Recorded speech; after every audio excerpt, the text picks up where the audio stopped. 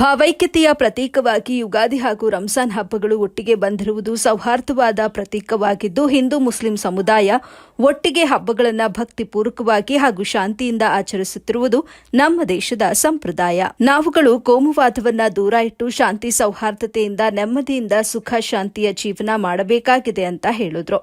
ಇನ್ನು ದೇವರ ಹಾಗೂ ಅಲ್ಲಾಹನ ಕೃಪೆಯಿಂದ ಯುಗಾದಿ ಹಾಗೂ ರಂಜಾನ್ ಹಬ್ಬಗಳು ದೇಶ, ರಾಜ್ಯ, ಜಿಲ್ಲೆ ಹಾಗೂ ತಾಲೂಕಿನಲ್ಲಿ ಉತ್ತಮ ಮಳೆ ಬೆಳೆ ಸಮೃದ್ಧವಾಗಿ ಆಗಲಿ, ಜನತೆಯು ಸುಖ ಶಾಂತಿಯಿಂದ ಜೀವನ ಸಾಗಿಸಲಿ ಎಂದು ದೇವರಲ್ಲಿ ಪ್ರಾರ್ಥನೆ ಮಾಡಿ ಎಂದು ಹಿಂದೂ ಮುಸ್ಲಿಂ ಜನತೆಗೆ ಶಾಸಕ ಕೆ.ವೈ. ನಂಜೇಗೌಡ ಶುಭ ಕೋರಿದರು. ಎಲ್ಲ ನನ್ನ ಜಿಲ್ಲೆಯ ಮತ್ತು ನನ್ನ ತಾಲೂಕಿನ ಜನತೆಗೆ ಉಗಾದಿ ಮತ್ತು ರಂಜಾನನ ಶುಭಾಶಯಗಳನ್ನು ಕೋರ್ತಾ ಇದ್ದೀನಿ. ಇವತ್ತು ಹೊಸ ವರ್ಷ ಉಗಾದಿ ಬಂದಾಯಿತು. ಮತ್ತು ಅದೇ ರೀತಿ ವಿಶೇಷವಾಗಿ ಮುಸ್ಲಿಮ್ಸ್ ಬಾಂಧವರಲ್ಲಿ ಒಂದು ಹೊಸ ವರ್ಷದ ವಿಶೇಷವಾದ ಹಬ್ಬ ರಂಜಾನ್ ಕೂಡ. ಆ ಉಗಾದಿ ಮತ್ತು ರಂಜಾನ್ ಜೊತೆಯಲ್ಲಿ ಬಂದಿರೋದು ನಮ್ಮ ಹಿಂದೂ ಮುಸ್ಲಿಂ ಬಾಂಧವರು.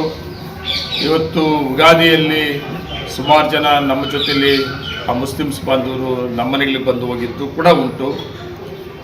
ನಾಳೆ ಕೂಡ ಅಷ್ಟೇ ರಂಜಾನ್ ಹಬ್ಬದಲ್ಲಿ ಕೂಡ ಸುಮಾರು ಜನ ನಮ್ಮ ಸ್ನೇಹಿತರುಗಳು ನಮ್ಮ ಹಿಂದೂ ಬಂಧುಗಳನ್ನು ಕೂಡ ಮನೆ ಕರೆದು ಉಂಟು. ಇದು ನಮ್ಮ ಸಂಪ್ರದಾಯ, ನಮ್ಮ ದೇಶದ ಸಂಪ್ರದಾಯ.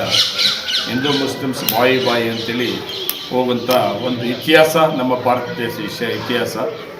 ಇದನ್ನು ಕಾಪಾಡ್ಕೊಂಡು ಹೋಗುವಂಥದ್ದು ನಿಮ್ಮೆಲ್ಲರ ಜವಾಬ್ದಾರಿ ಕೂಡ ಆಗಿದೆ.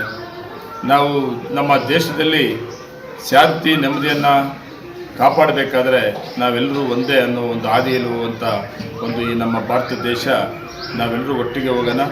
ಮತ್ತು ದೇವರು ಈ ಹೊಸ ವರ್ಷ ಉಗಾದಿ ಮತ್ತು ರಂಜಾನನ್ನು ಶುಭಾಶಯ ಕೋರೋದ್ರ ಜೊತೆಗೆ ಆ ಭಗವಂತ ನಮ್ಮ ದೇಶ ಮತ್ತು ನಮ್ಮ ಜಿಲ್ಲೆ ಮತ್ತು ನಮ್ಮ ತಾಲೂಕನ್ನು ಶಾಂತಿ ನೆಮ್ಮದಿಯಿಂದ ಕೂಡಿರಲಿ, ಆ ರೀತಿ ಒಂದು ಆಶೀರ್ವಾದ ಇರಲಿ. ಅದ್ರ ಜೊತೆಗೆ ವಿಶೇಷವಾಗಿ ಈ ಸಾರಿ ಮಳೆ ಮತ್ತು ಬೆಳೆ ಆಗಲಿ. ಮಳೆ ತೊಂದರೆ ಆಗಿ ಈಗಾಗಲೇ ಕುಡಿಯೋ ನೀರು ಕೂಡ ತೊಂದರೆಗಳಾಗ್ತಾ ಇದೆ. ಆ ದೇವರನ್ನು ಮತ್ತು ಅಲ್ಲಾಹನ ಕೇಳ್ಕೊಳ್ಳೋಣ. ಹೊಸ ವರ್ಷದ ಜೊತೆಯಲ್ಲಿ ಹೊಸ ದಿನಗಳು ಕೂಡ ತರಲಿ ಅಂತ ಕೇಳ್ಕೊತಾ ಇದ್ದೀನಿ. ನಮಸ್ಕಾರ.